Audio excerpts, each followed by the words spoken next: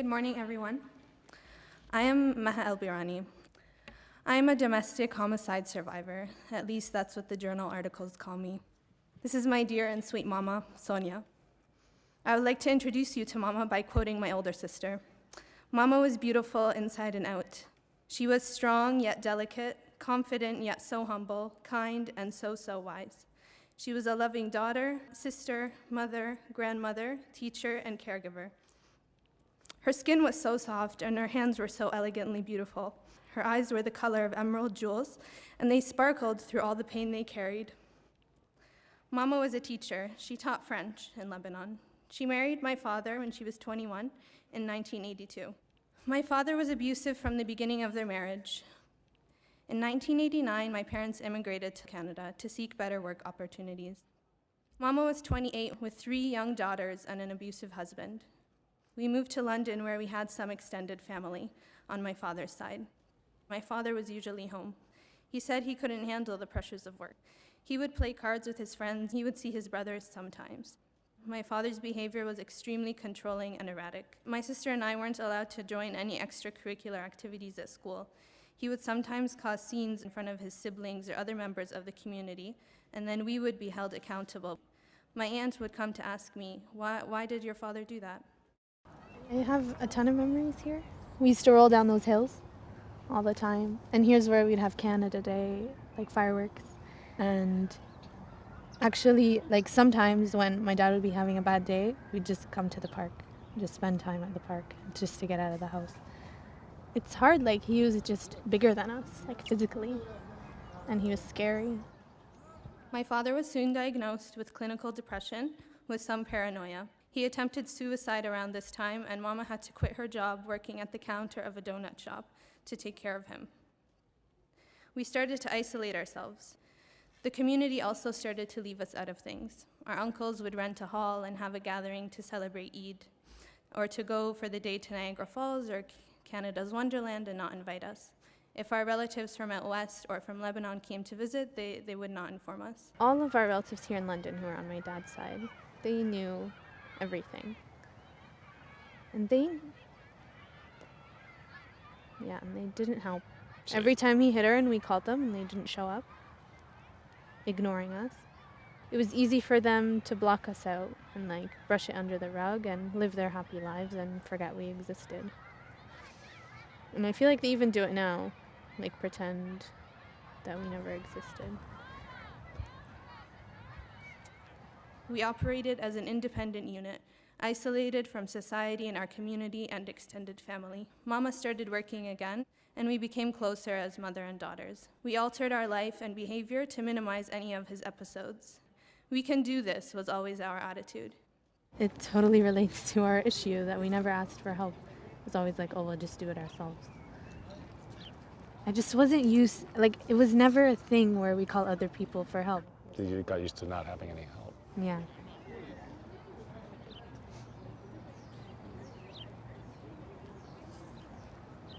My name is Mohammed Ba'obaid. I'm the Executive Director of the Muslim Resource Center. We provide services that respond to family conflict and family violence within what we call collectivist communities and try to intervene as early as possible before conflict escalate and result into tragedies. When you want to work with isolated communities, you also need to really understand and to honor the asset that these communities can bring. We talk about culture, we talk about so many barriers, but then we need to translate that also into first sharing leadership and responsibility with organizations like ours, culturally based organization. It's too bad and unfortunate that I learned about MRC after my mom died. And I'm sure that my mom referred families to MRC through her family home visitor work, but we never went there ourselves. You know, the reason why we established the Muslim Resource Center actually to be able to reach out to women who are reluctant to ask for help in first place. They think if they will come to us as a Muslim community organization, maybe we will share that with others. But we ensure them there is confidentiality, and at the same time we understand, the culture, the religion. That really has helped. Within, a collectivist context, it's difficult for a woman to just, leave because then the consequences will be also really negative in terms of isolation and stigma.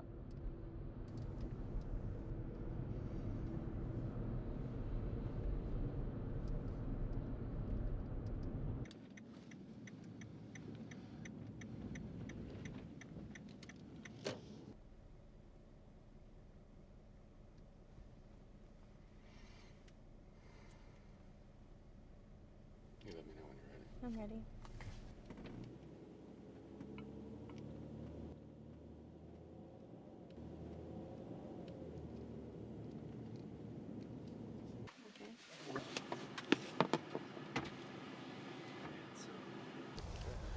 So this is my mom, right here. All right. Oh, okay. You notice that the grave is very simple.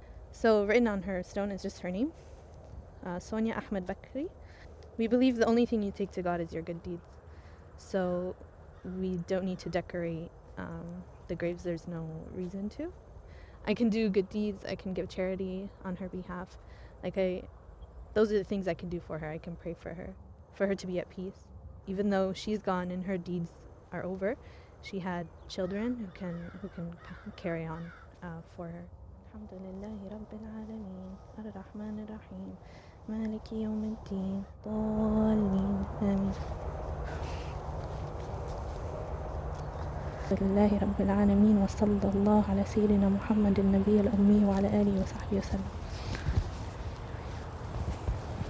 In some of the prayers I was saying, I don't know who wrote this book, but it's really good. And it asks God to overlook the times she was distracted by loving us too much or being too busy taking care of us to worship Him. Just like she forgave us when we were too busy with our lives to maybe give her rights or be good to her or give her time. So, she raised me. I can come visit her, even if it's not the easiest trip, and even if it's a little hard for me to be in this city.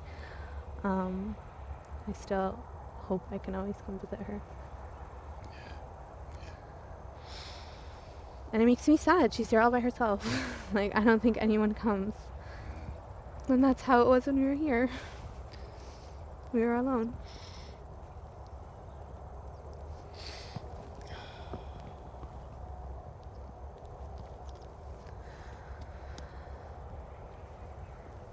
We were isolated, but we were also, the people we were in contact with, they did all know. And even, I remember one woman, after my mom died, she lied to the police and said my mom never told her, but I know she did. So it's just, even in the community, they don't want to be a part of it just because they don't want to have problems with the remaining people in the community. Something that we would do, for example, with the imams or maybe with leaders in the community, really try to pay their attention about the significance of their role to really interrupt escalation of this kind of violence that could maybe lead to domestic homicide. So that to make sure that people can see, what, if you don't do things now, maybe things will end up with tragedies. I think that's very good. I just want to say for our family, my dad wasn't religious, and we didn't feel like we belonged at the mosque because there would be people from our community and they didn't welcome us. So, from our specific village. So we didn't have this relationship with the imam or with the mosque. So a religious leader may have had a bit of influence on my mom because she was religious, but I don't think on my dad. You see, that's a very good point, because many people, for example, would not relate to the mosque, would not relate to religion. So we really assess the situation, and based on what we find, we work with each situation differently. We try to understand where this man or this individuals get their justification for the violence or for the abuse. If they get it from really, let's say, from their cultural beliefs, so then we work within that context. I had a situation where, for example, we engaged with the imams and some of other community leaders, and we asked this man to really get treatment. If he would not do that, he cannot go back to his family. And this way, the man will be held accountable, the community leaders also will be held accountable in terms of what kind of advice, because that is also a responsibility. And I agree with something you said there. I think it should be a community effort. These families can't be left alone to deal with it themselves. One day in April 2005, my father started a fight with my older sister by joking that she should throw her 11-month-old baby off the balcony. He stood towering over her and her son. I tried to protect her by separating them from each other. We rushed to the bedroom to get dressed and ready and out of the house before the tensions escalated. Mama had already left for work. My younger sister went to the kitchen to prepare a bottle for the baby, and we heard screaming. My father had gotten a broomstick to beat us with. He told us we were not to attend school that day because we were bad. He threw my older sister and her babies out of the apartment without shoes, and he kept my younger sister and me inside, swinging the wooden broomstick at our legs and midsections if we were in his way. We called Mama to let her know what was happening. She rushed home to try to convince him to let us out. He did not allow her through the door, and he ripped her headscarf off as he threw her out into the building hallway. At this point, my sister and I saw no way out. We called the police. My father was arrested for physical assault. There was an automatic restraining order put on him so that he could not return home. My father was assigned an anger management course. He went to live with his brother for a few weeks. One day my uncle came for a visit and he begged Mama to take him back. He said he was causing problems in his household. When she wasn't convinced, another uncle visited us and said if we could just take him back for a few weeks, they were going to find him an apartment for him to live in. Mama finally agreed. They dropped him off and we never saw them again. They shunned us from the family and community because we had their brother arrested. I see it like a pattern in many collectivist communities. Mental health is attached with stigma. And because of that, people try to discourage the woman to ask for help because you don't want to, compromise the family reputation. My father attended his anger management course. Once he completed it, the organization sent a letter to Mama saying that he never showed any regret or remorse for his actions. So after calling the police, he was back home. We were further shamed in our community, and the situation became worse. In such a vulnerable state, would you call them again? So I grew up here, so I was okay with calling again. I didn't have the same perspective on community reputation. But my mom, she dealt more with the consequences when we called the last time. So she would never allow us to call again. I think also that's really a very important point. Even though, for example, you are aware, you don't have an issue about the community pressure, but because you love your mom and you also want to support her, honor her perspective in this, that also really create more, risk. We felt like we knew some of the options, but okay. Sometimes only when an incident would happen, then we'd be motivated to see what are the resources out there, what can we do about this? And then things would calm down and we'd say, oh, I think it's fine, I think we're living and it's okay, we're not at risk, because things wouldn't happen every day. I used to try to think of ways to make him leave. Was it fair that we have to leave our home because he was a horrible person? My head would hurt trying to think of a solution. None of the solutions were fair. Should my parents get divorced? Should we go to a women's shelter? Should we all move out and leave him? Would he follow us? All of the solutions I could think of resulted in us giving up everything and still living in fear. We really didn't want to go to a shelter. We didn't feel it was fair for us to give up everything and go live in a shelter when we didn't believe that, we didn't know how high risk our situation was. So the problem is, people actually don't really connect between the different forms of abuse and domestic homicide. When you live with a toxic environment for many years, unfortunately, you don't really even, for example, be sensitive to the level of risk.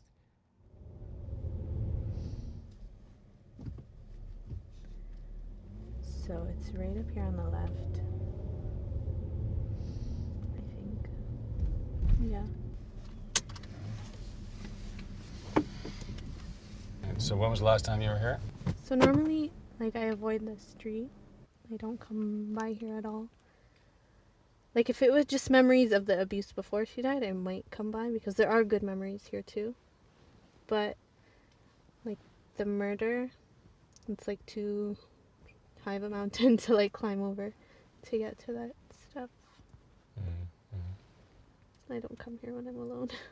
Yeah, so the feeling is what's insurmountable is the murder, Yeah. and that feeling. Definitely.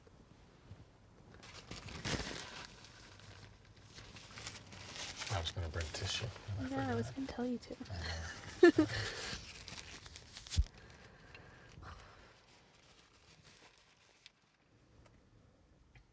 So last time I saw my mom, she was on the back steps.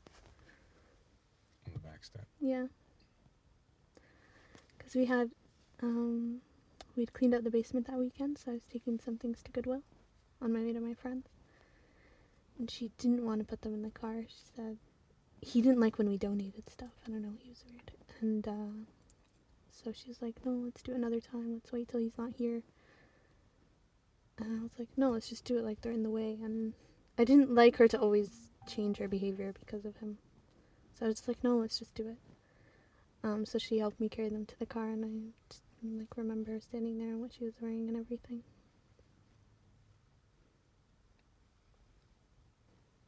It's a nice picture. Nice I image don't of it. know.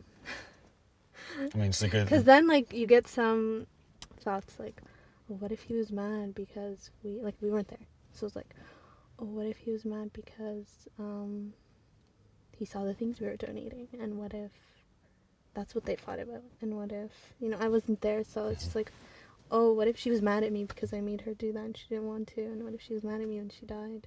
Like, I don't think of those things anymore, but they're, like, at the beginning thoughts I had. It's like, she wasn't mad at me when she died. I don't think she cared about, like, some garbage bags.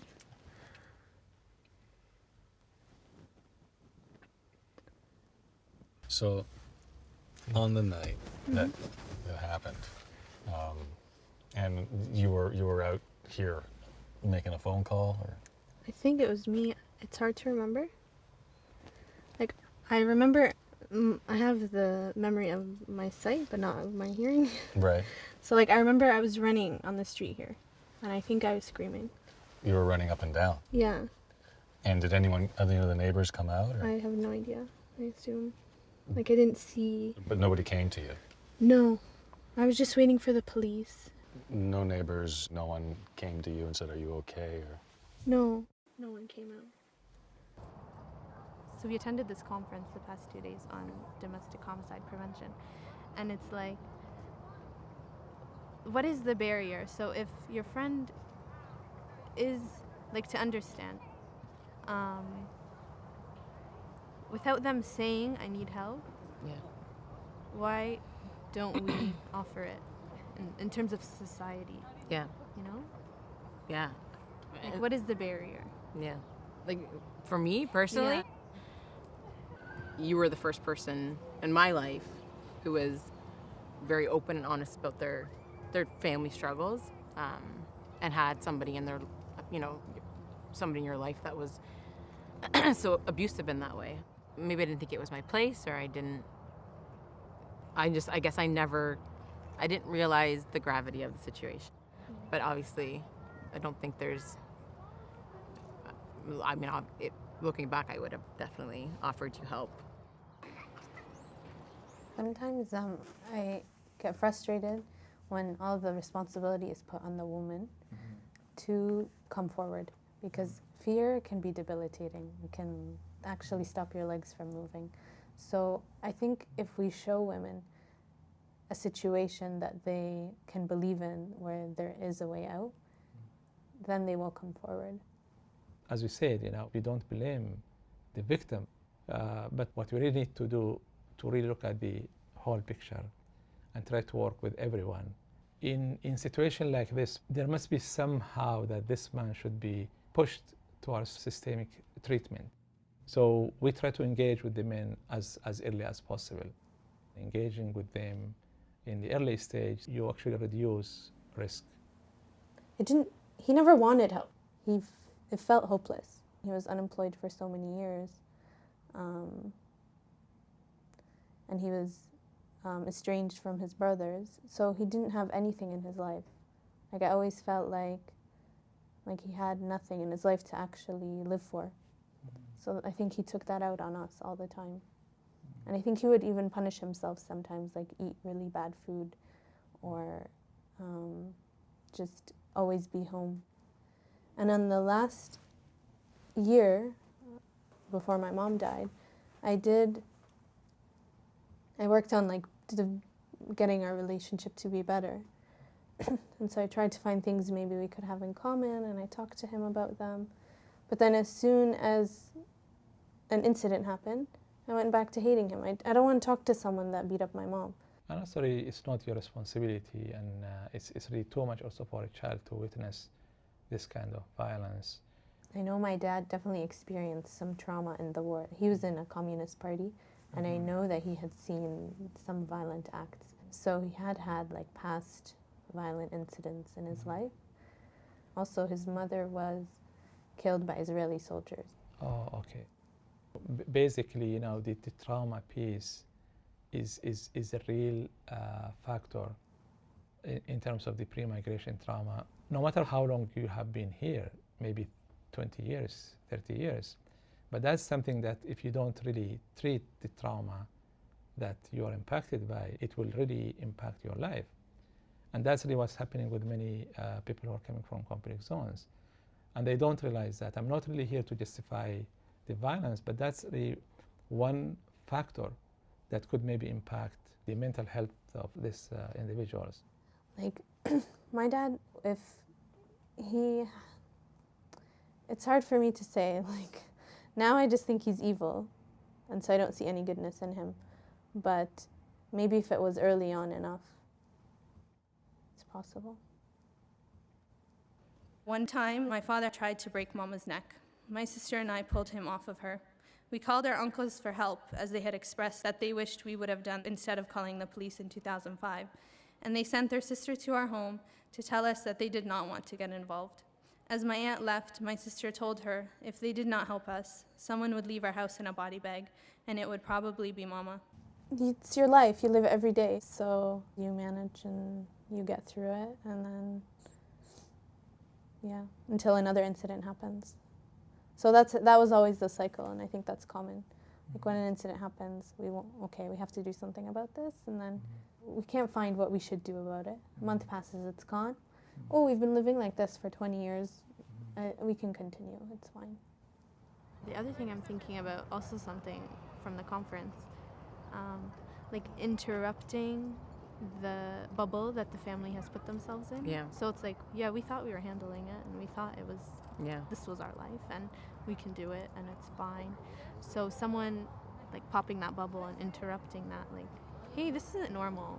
Yeah. Just so you know.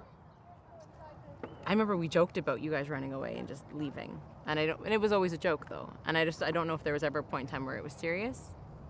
But we always joked about it, I know that. I wish we didn't. I wish I'd actually just told you to just come live with me. Bring your mom and your sister and stay in Chatham with me. You would have hated it. Time in life went on. I worked at a natural gas distribution company, and my sister worked part-time at a chiropractor's office. Mama earned an early childhood education diploma from Fanshawe. She then shifted careers and became a daycare worker. She began a job with the London Middlesex Health Unit as a family home visitor. She would work with a newly arrived family into Canada that needed help finding resources, maybe a new mother feeling overwhelmed, needing a helping hand or some encouragement and guidance. Sadly, she was not able to do this for long.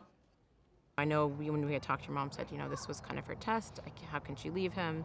This is her husband. But I don't agree with that at all. I mean, and if I ever run into a situation again where I see a family friend or even an acquaintance that has opened up to me and shared to me that part of their lives, then I will do more to make it clear to them that this is not their lot in life, that there's more to a marriage than abuse, and there's more to family than abuse. There are ways to kind of get out of that. Yeah. My father had a therapist he saw monthly or quarterly for over a decade. A few weeks before the murder, Mama called the therapist to tell him that things were getting bad in our home and asked him if he was getting any indication of other issues my father may have been having. He told her that my father never spoke at his sessions. He would remain silent for the hour, take his prescription, and leave. The therapist told Mama, if he ever gets violent, just call the police. But what if he was too violent, and what if it was too late to call the police? The last story I remember of your family situation at home before your mother passed away was I think your mom was going to be cooking fish. And I remember the story was that your dad had gotten angry for some reason or another, and I think threw the fish at your mom. And when you told me the story, we laughed about it, and you said your mom had laughed about it. But looking back, that's not funny. It was obviously he was escalating and doing weird stuff like that, and I mean, who knows if that was a sign or not, but I mean. Yeah. So I remember that day he was cooking a fish, and he asked me to help him because he never had before, and so I told him what to do, and I sort of set it up, and then me, my mom, and my sister were going out to dinner. So as we were leaving, he threw the fish at her. Right. And she said to me, the old Sonia would have gone back inside, cleaned it up, and came back home, but no, let's just go out. I'm not gonna do that this time. Right. And that was just a few days before. In April 2012, our worst fear was realized. He was too violent, and when my sister and I returned home from our friends on the night of the 11th, Mama was by the door, stabbed 25 times, and bled out to death. She was murdered by my father after 29 years of oppression and abuse.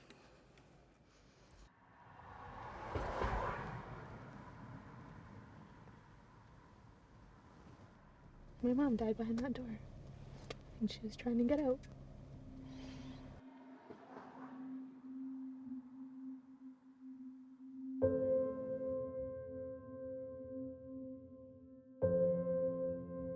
I don't know, I'm trying to think of any examples where I saw someone needing help but not asking for it. Did I offer? I think it's something societal, and that's what we need to change. This could have been prevented. Even in hearing all the stories that we did yesterday, I saw a lot of similarities. So why is the same thing being repeated over and over and we're not doing anything about it? If it's a pattern, then we should be able to interrupt it somewhere. I know it's hard, but I think maybe education, it's important that maybe, what you share with people so then to help them and to encourage them to ask for help. It's important that people understand you need professional help. You cannot really deal with that by yourself. Right now I was thinking, I know two members or two relatives that are in abusive relationships. I feel like, I have to do something. One of them, I'm helping her to become more financially independent. I'm in my mind creating all these plans for her. But really what you just said is really important, that you can't do it alone. Yeah. You need professional help. And really just also remember, there is a limit. We all have some kind of limitation. You don't have to take that on your shoulder because you cannot rescue anyone, but you can support them. Support them, even just connect them with the right people, the right services. In situations like this, maybe you can be the bridge. In the words of the justice that sentenced my father to prison, you have every right to be angry. Anger is not necessarily a negative emotion. We need anger to make sure we defend those who are defenseless. We need anger to motivate us to change people's impressions of domestic violence and to end complacency.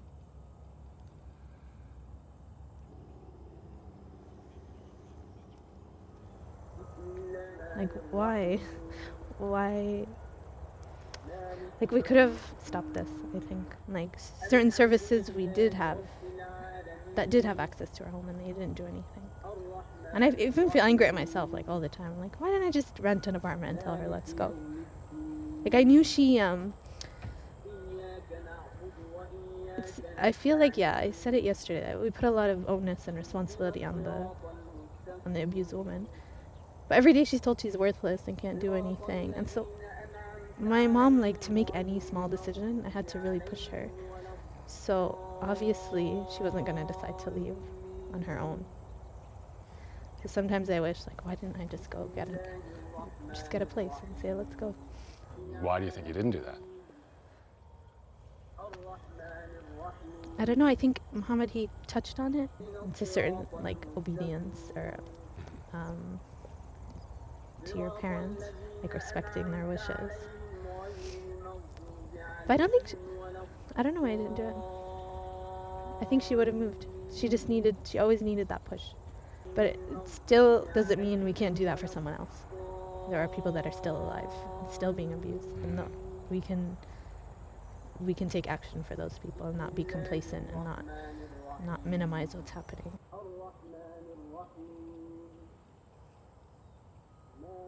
Like the regret, it bothered me for a long time, like a couple of years, but it's so counterproductive.